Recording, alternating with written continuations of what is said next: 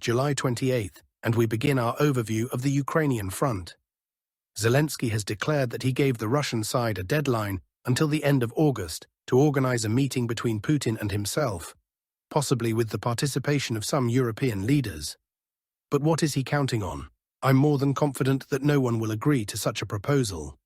Before we begin, I would sincerely like to ask you to subscribe to the channel. Your subscription helps support its growth. Thank you to everyone who has subscribed. So friends, the Russian army has now been advancing for the fourth consecutive day, maintaining a good operational tempo. To put it in perspective, over the past 24 hours, more than 40 square kilometers came under Russian control, and over the last 4 days, more than 140 square kilometers. And what happened over the past day is frankly astonishing. Let's get into the details. We begin with the Siversk section, which until recently was considered completely inactive. Just take a look at what's happening. It's simply incredible.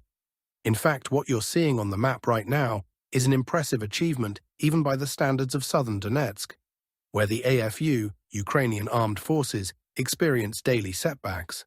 But for the Siversk sector, the breakthrough was about 4 kilometers deep, and the total area taken under control exceeds 18 square kilometers. That's just wow. For comparison, under the previous command, which was replaced in the fall of last year, only 6 km towns were captured in this direction throughout all of 2024. Let me repeat that. 6 square kilometers in a year. And now, in one day, 3 times that amount. How was this possible? 2 large armored columns launched attacks in 2 directions. One moved toward the southern approaches to Serebryanka, aiming at the road between Serebryanka and Siversk. The other moved toward Siversk itself. Footage of these column attacks has already appeared online. Just to clarify, the video is not from the Russian side. It's from the Ukrainian side. There are many frames showing destroyed and burning vehicles. Still, this is objective confirmation of the Russian breakthrough. The footage is striking in terms of the scale of the assault and the extent of the advance. Now I know what some people are going to say, but how many people died for this breakthrough? Or how much equipment was lost? To those people I ask, how many were killed on the Siversk front throughout last year? Way more, right? And what was achieved? 6 km/h. And now? The front moved forward by 4.5 km, with 18 km taken. For reference, the current Russian positions are now just 1.5 kilometers from the outskirts of Siversk. What's more, the road between Serebryanka and Siversk has now been taken under physical, not just drone control. That alone is a major result. Or do you think it's possible to advance 5 kilometers without any losses? Sorry, that's just not possible, especially in modern warfare where the sky is constantly filled with drones. So in my view, this is a brilliant and unexpected success. Honestly, I never thought I'd witness such a deep breakthrough in what used to be a stagnant part of the front, with the AFU losing nearly 20 square kilometers. But don't forget, even Ukrainian breakthroughs also come at a cost. That's simply the reality of modern war. And that wasn't the only collapse for the AFU.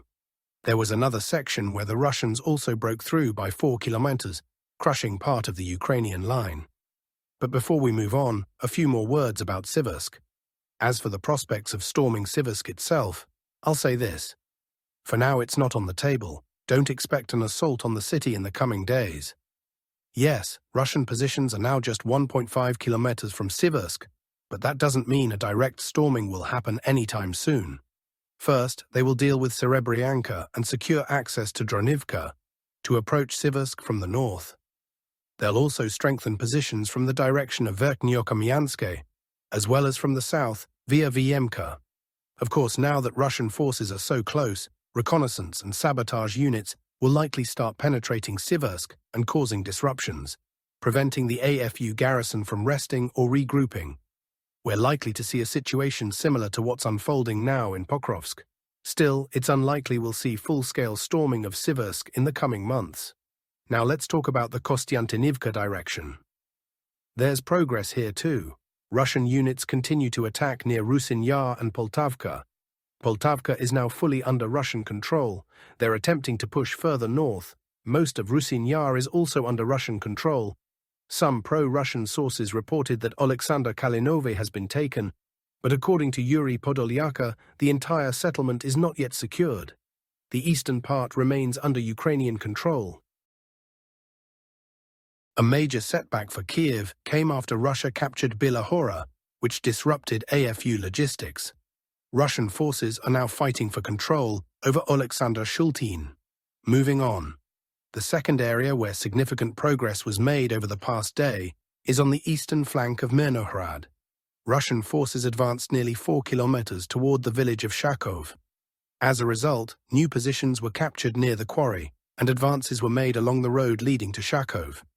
The total area taken, 15.5 km², a more than impressive outcome for a single section. All of this is part of the broader operation to collapse the eastern and northern flanks of the Pokrovsk agglomeration. The current objective is to take this chain of villages: Novotoretske, Boykivka, Mayak, Vladimirovka, and Shakov. 5 villages in total, with Shakov being the key. Why Shakov? Because the road from Shakov leads to Novyi Shakov, and from there to the village of Novyi Donbass, through which runs the main supply artery for Pokrovsk, Mirnohrad, and Rodinske, from the north. In short, if this entire cascade of villages is taken, the entire northern line of defense collapses, and with it, the defense of the whole agglomeration. Therefore, our command is now gathering new forces from different sectors to intensify pressure. And, as you can see, it's yielding results. The front is advancing here. Let's continue. Another advance in the area of responsibility of the East Group. This time, no villages were taken, but territory south and north of the Volchaya. River was cleared, in both Donetsk and Dnipropetrovsk oblasts. The front was also pushed slightly west of Dakhne. The total area gained here is just over 7 km². There are 2 main objectives: progress toward Filia, north of Novopavlivka, and straightening the front line along this corridor, eliminating this large pocket, about 60 km² in area. Elsewhere, under the East Group's responsibility, it remains quiet. Fighting continues in Voskresenivka, and movement has begun from Zeleny High toward Andriivka-Klevtsovo. Next, Zaporizhia region, near the village of Kamyanske. Important developments are unfolding. Remember I told you about 6 of our fighters reaching the 3rd micro-district, a block of high-rise buildings near Stepnohursk. Well, video has emerged clearly showing our fighters moving through that micro-district, block by block. American cartographers have drawn a zone of full control here. The advance from the northern outskirts of Kamyanske to the 3rd micro-district is about 3.5 kilometers. However, the situation is more complex than the map suggests.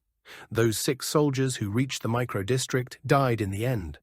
So I'd challenge the American cartographers' full control marking. It's more of a grey zone than true control, though maybe the main forces will follow soon. In Pokrovsk, the Ukrainian side reports that there are now 10 Russian sabotage and reconnaissance groups operating in different city areas, interacting with locals. Essentially, the AFU has no cohesive defense left in Pokrovsk. They are pulling back from southern districts toward the center to attempt some makeshift defensive line. All this suggests that in the near future we can expect good news from the Pokrovsk area, no more grey zones, but solid red zones marking full Russian control. Summary of the front: yesterday the AFU made no advances, 0. Meanwhile, the Russian army captured 44.2 km², a very impressive result. Now a shift to the political overview. Domestic politics in Ukraine are now in motion. The situation around Zelensky is unstable for the first time, and the EU reportedly is reducing Ukraine's funding. Our source says Zelensky has fallen into a trap set by Western players. He now faces a harsh choice: side with Trump or side with globalists, as his Western ratings have plummeted. If he reverses the nay BU,